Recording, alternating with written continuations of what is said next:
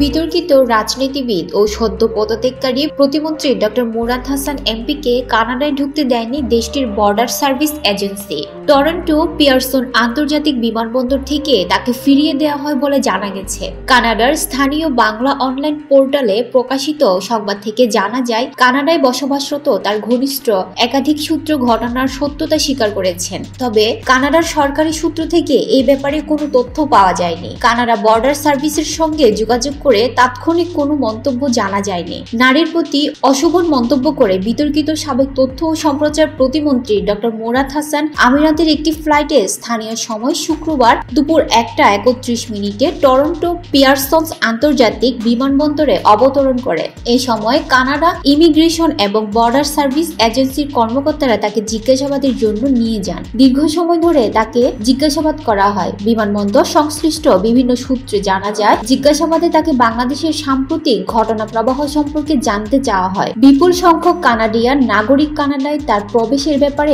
আপত্তি জানিয়ে সরকারের কাছে আবেদন করেছেন বলেও তাকে জানানো হয়। পরে তাকে একটি দেশের বিমানে তুলে দেওয়া হয় বলে জানা গেছে।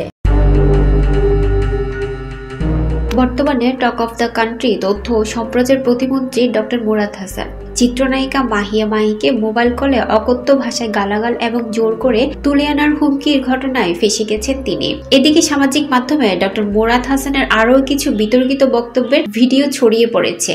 এর মধ্যে একটি ভিডিও ঢাকাই সিনেমার আরেক জনপ্রিয় নায়িকা মৌসুমীকে ঘিরে। ভিডিওটি দেখা যাচ্ছে মৌসুমীকে উদ্দেশ্য করে ডক্টর মুরাদ বলেন, কিয়ামত থেকে কিয়ামত অসাধারণ একটি ছবি, সুপার ডুপার হিট। মৌসুমী এখনো অভিনয় করছেন, সবই ভালো, শুধু ওয়েটটা কমাতে হবে। ফিল্মে যারা অভিনয় করবে তাদের কাছে হাত জোর করে অনুরোধ করছি, ওয়েটটার দিকে নজর রাখবেন। জানা যায়, গত অক্টোবরের শেষ সপ্তাহে স্বপ্নের রাজকুমার সিনেমার মহরতে উপস্থিত ছিলেন ডক্টর মুরাদ হাসান। সেখানে তিনি মৌসুমীকে নিয়ে এই কটু মন্তব্য করেন। গত 30 নভেম্বর ময়ূরাক্ষী সিনেমার মহরতে গিয়ে আবারও মৌসুমীকে নিয়ে অশালীন মন্তব্য করেন তিনি। বলেন, এর আগে মৌসুমীকে নিয়ে কথা বলেছিলাম, অনেকে মাইন্ড করেছেন। মৌসুমীকে টার্গেট করে বলেছি তা তো নয়, আমি সবাইকে বলেছি একজন নায়িকার ওয়েট কন্ট্রোল করতে হবে। নায়িকার ভূমিকায় কেউ যদি এমন মোটাসোটা হয়, এতে বাংলাদেশের মর্যাদা ক্ষুণ্ণ হয়।